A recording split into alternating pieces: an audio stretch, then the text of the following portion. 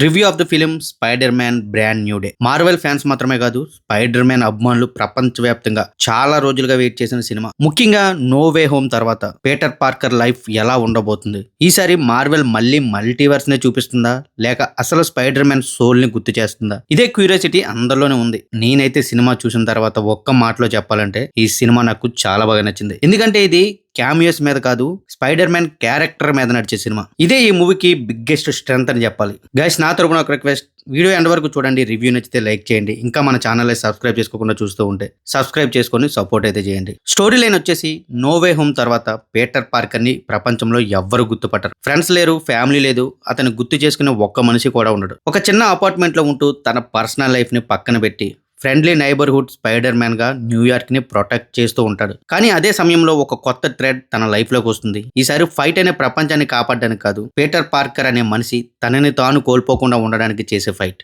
ఈ emotional జర్నీనే cinema యొక్క main plot. Plus points, మొదటగా టామ్ హాలండ్ గురించి మాట్లాడాలి.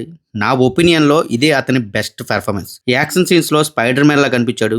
ఎమోషనల్ సీన్స్ లో పీటర్ పార్కర్ పెయిన్ ని చాలా నేచురల్ గా ఫీల్ అయ్యేలా చేశాడు. కొన్ని చోట్ల క్యారెక్టర్ తో మనం కనెక్ట్ అయిపోతాం. ఇదే ఈ సినిమాకి బిగ్గెస్ట్ ప్లస్ అని చెప్పాలి.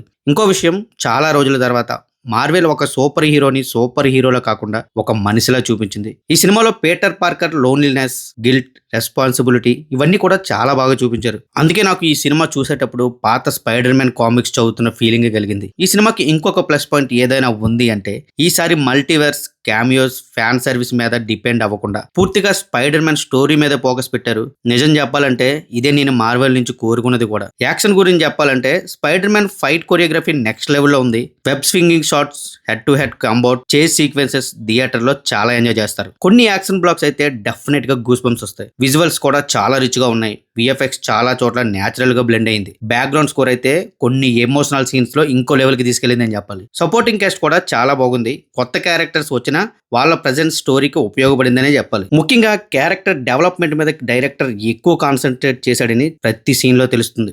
ఇకపోతే మైనస్ పాయింట్స్, సినిమా అయితే అందరికీ నచ్చుతుందని చెప్పలేం. ఎందుకంటే ఫస్ట్ హాఫ్ లో కొన్ని సీన్స్ కొంచెం స్లోగా అనిపిస్తాయి. స్టోరీ బిల్డ్ చేయడానికి టైం తీసుకున్నారు. కొంతమందికి ఫస్ట్ 30 మినిట్స్ ఫేజ్ అనేది కాస్త స్లోగా అనిపించవచ్చు. కొన్ని సీజీఐ షాట్స్ కూడా ఇంకా బెటర్ గా ఉండొచ్చు అనిపించింది. అలాగే క్లైమాక్స్ ముందు వచ్చే కొన్ని సీన్స్ కొంచెం లెంత్ ఎక్కువగా అనిపించాయి. మరో విషయం ఏంటంటే నో వే హోమ్ లాంటి భారీ క్యామియోస్, నాస్టాలజియా మూమెంట్స్ ఎక్స్పెక్ట్ చేసి వెళ్తే మాత్రం కొంచెం డిసప్పాయింట్ అవుతారు. ఎందుకంటే ఈ సినిమా ఆ రూట్ లో వెళ్ళదు. ఇది పూర్తిగా పీటర్ పార్కర్ స్టోరీ. దీన్ని మనం ముందే మైండ్ లో పట్టుకుని వెళ్తే సినిమా ఇంకా బాగా ఎంజాయ్ చేయొచ్చు. సో ఓవరాల్ గా చెప్పాలంటే Spider man brand new day నాకు చాలా బాగా నచ్చింది. ఎందుకంటే ఈ సినిమా స్పైడర్ మ్యాన్ ని మళ్ళీ క్యారెక్టర్ గా నిలబెట్టింది. ఈ రోజుల్లో సూపర్ హీరో మూవీస్ అంటే క్యామియోస్, మల్టీవర్స్, ఫ్యాన్ సర్వీస్ అనుకుంటున్న సమయంలో ఈ సినిమా మాత్రం పీటర్ పార్కర్ నే అసలు హీరో అని గుర్తు చేస్తుంది.